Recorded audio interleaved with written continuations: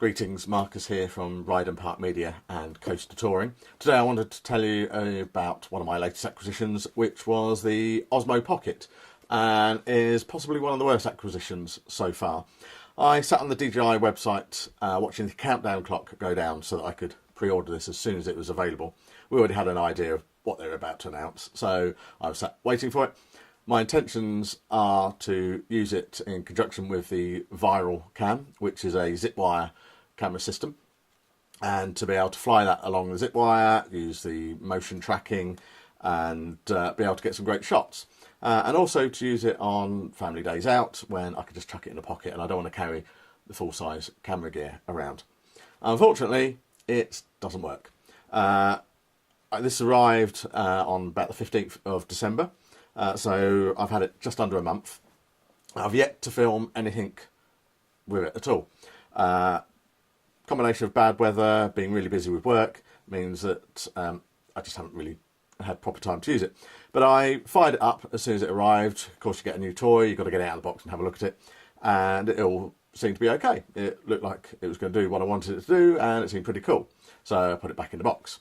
About a week later, I take it out of the box, fire it up, and up comes gimbal protection warning, and press to resume. So I pressed it and up came the same error, press to resume, and after about 4 presses it came good and all was fine, all was happy, and I figured, oh, maybe it's a little glitch. And then there was some new firmware, so I updated the firmware. Went to go and use it at a family Christmas event and fired it up and all was great. Shot about 3 or 4 minutes worth of footage at that. Put it back in the box. Then the Viral wire cam system arrived and I thought, great, let's go out with this. So before I left the house, I fired this up to attach it to the Viral to see how it would connect, and up came the gimbal protected warning again. So I pressed to resume, nothing, pressed to resume, nothing, pressed to resume, and I pressed the press to resume button about 30 times and it never came good. And that's the state it's in now. It doesn't work. It doesn't come on. It doesn't can't be used. Can't update the firmware. Can't do anything with it. It's basically, I've got to send it back to DJI, who are saying there could be a £50 charge just to look at it. I'll be absolutely furious if DJI try to charge me anything to repair this when it's not being dropped. It hasn't left a house. It's been turned on for all of 20 minutes. It's recorded 3 or 4 minutes of material. It's basically been supplied broken and with a fault. And I've looked online and it seems a few people have had exactly the same problems. So let's show you what that problem is. So when you turn it on, it goes through the initial motion, but then it comes up with the gimbal protection warning and tells you to tap to resume. So you tap to resume and it comes up again. This time you notice, having gone through the startup process, it hasn't stopped in a level position. So try again, and nothing, try again, and nothing. I've done it 20 to 30 times in a row in trying to clear that, and it never actually clears. And what I believe is the problem is actually in the tilt.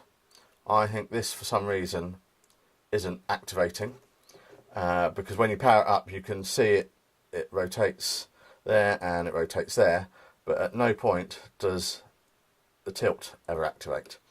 So if I leave that pointing down and now power it up, you'll see the tilt doesn't change. It's always left where it was. I've tried to go into gimbal calibration, but it comes up with the gimbal protected, so try and go in quick before it comes up again, and up it comes, and it won't go through gimbal calibration. Some new firmware came out a couple of days ago. I've tried to load that on, but again it won't load because the error keeps coming up and interrupting the installation of the new firmware. So I've been stuck with no choice but to send it back to DJI. Unfortunately, I'm outside the 2 weeks period where they'll automatically just return it and then you get a new one. And I just have to hope that they're not going to charge me £50 for repairing something that has never worked and I've been unable to use.